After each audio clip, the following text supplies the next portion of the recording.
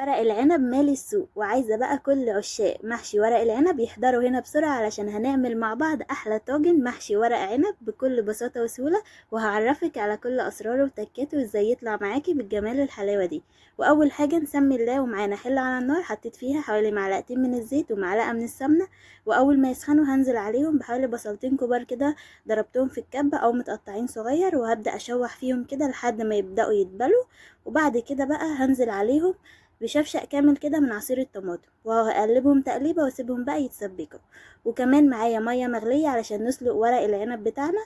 غسلته كويس الاول، وبعد كده بحطه بقى في الميه المغليه دي كده واغطسه لمده دقيقه بالظبط. وبعد كده ببدا اطلعه واصفيه كده على مصفى بالشكل ده كده. كده هو يعني خد سلقه خفيفه وبقى مية مية. شايفين شكله؟ ما بنطولش عليه في الميه، يا دوبك بنسيبه دقيقه بس.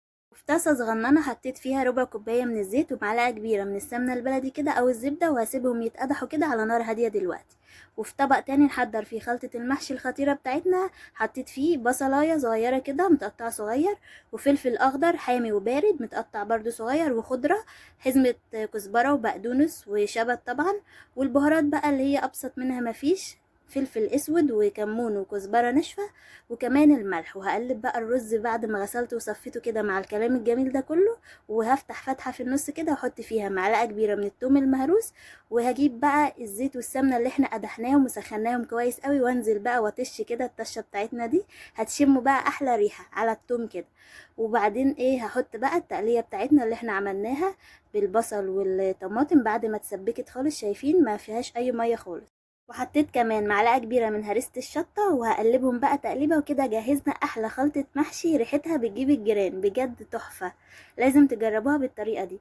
ونسمي الله بقى ونبدأ نحشي محشي ورق العنب بتاعنا اللي هو بكل بساطة وسهولة. بصوا بقى وركزوا معايا، بنفرد الورقة كده زي ما انتوا شايفين، واحط فيها نص معلقة كبيرة كده من الرز. وابدا الف بالطريقه دي، بقفل الجوانب وببتدي الف الصباع. واهم حاجه واحنا بنلفه نجمد كده على الصباع، ما نخليهوش مهوي. شايفين بالشكل ده كده؟ بحط الجوانب وببدا الف. بجد بسيط، وطبعا ايه من غير اي تعقيدات. زي ما انتوا شايفين كده هتلفوا احلى صبع محشي ورق عنب.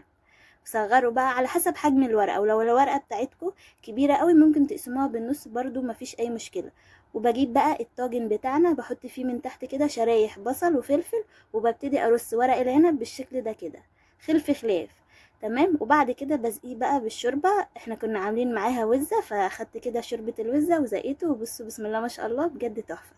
بهز كده الطاجن علشان الشوربه تنزل كده فيه لحد ما الشوربه توصل كده لاول رق. واخر حاجة بغلفه في فويل وادخله الفرن. الفرن يكون سخن كده علشان يبدأ يستوي فيه بسرعة.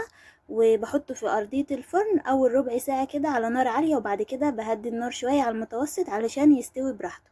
وبعد كده بخرجه بقى، وشايفين بسم الله ما شاء الله شكله تحفة. نبتدي بقى نقلبه، وبصوا الجمال والحلاوة.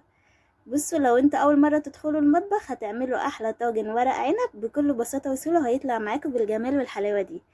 هستنى تقولولي رأيكم في التعليقات، وبجد تعليقاتكم بتفرق معايا وبتشجعني وبتفرحني جدا. وبس كده يا حلوين، اشوفكم في فيديو جديد على خير. وبصوا الرز من جوه مستوي ومفلفل وتحفة. لو عجبكم بقى ما تنسوش تحطوا لايك ومتابعة وتقولولي رأيكم.